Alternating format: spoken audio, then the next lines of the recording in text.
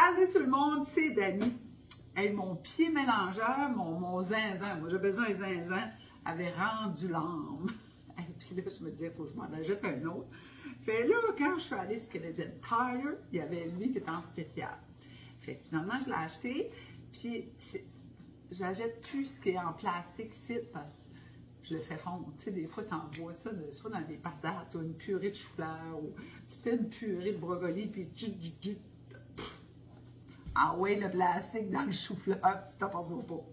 Fait que là, je l'essaye avec vous autres, là, flambant neuf, sorti de la boîte, 2 vitesses. La marque NutriBullet me dit, c'est une bonne marque NutriBullet.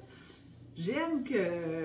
Ici, je sais pas ce que ça veut dire ça, j'ai pas dit ça. Je sais pas ce que ça veut dire ça. En tout cas, c'est marqué plus moins. Donc là, je lise qu'est-ce que ça fait. Mais en tout cas, facile à utiliser à date, là. Ben, on va voir. J'avais besoin d'une vinaigrette vite faite, bien faite. Fait que j'aimais beaucoup mon autre pied mélangeur pour ça.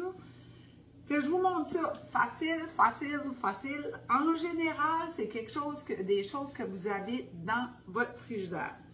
Fait que lui, quand je l'ai acheté, ça venait pas avec ça. Ça, c'était dans mon vieux. Fait que j'ai gardé ça, mais l'autre, après à la poubelle. Fait qu'on essaye ça.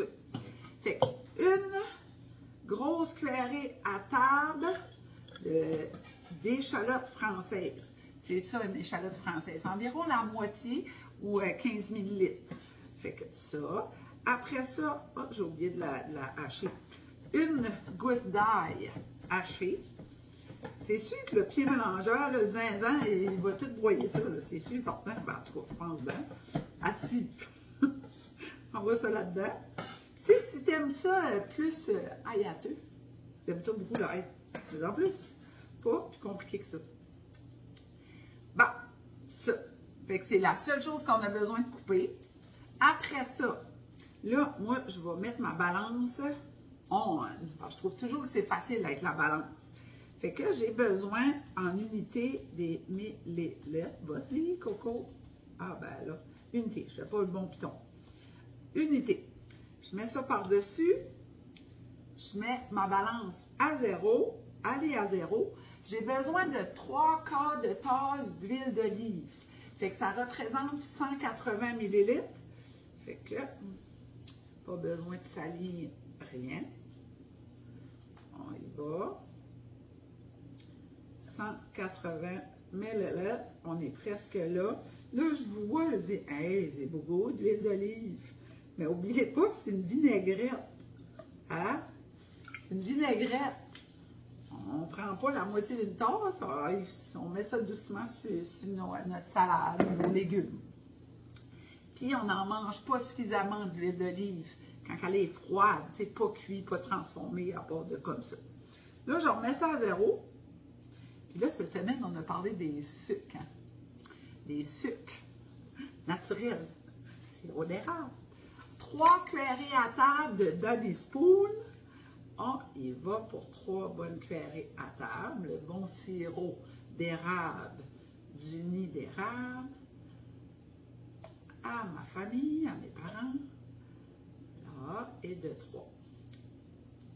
Tu n'as pas de sirop d'érable? Je ne l'ai pas essayé avec du miel. Mais dans le fond, là, avec du miel, je suis sûre que ça doit être succulent aussi. Fait, utilise ce que tu as chez toi. Ensuite de ça, une demi-tasse, un quart de tasse. Un quart de tasse, ça équivaut à combien, un quart de tasse? Check ça. Ça va être écrit ici. Un quart de tasse, ça équivaut à 60 ml. 60, un petit blanc de mémoire. 60 ml de vinaigre balsamique. Comme ça. Moi, c'est lui que j'ai. Il y en a toutes sortes de saveurs, ça aussi, que j'ai dit. 60 ml.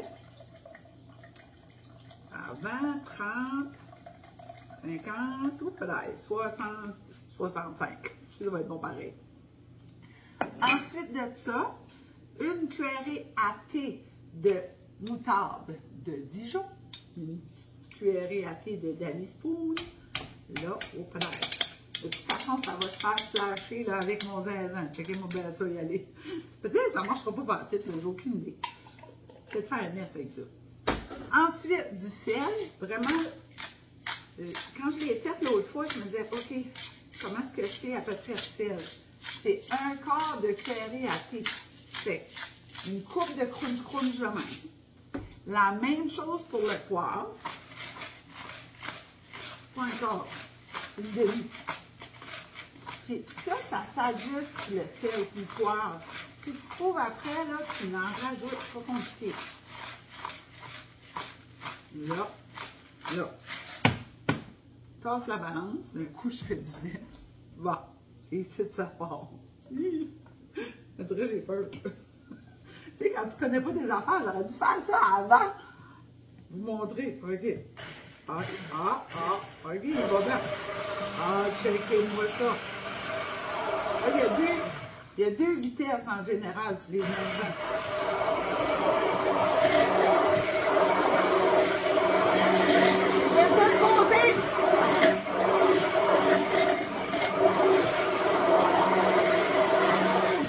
On va vérifier ici, regardez, il y a un piton là. On va le mettre à moins, on va être à plus. Parce que si le bruit va changer. On dirait que le moteur fait. Oh! Ça dégaine! Ça dégaine!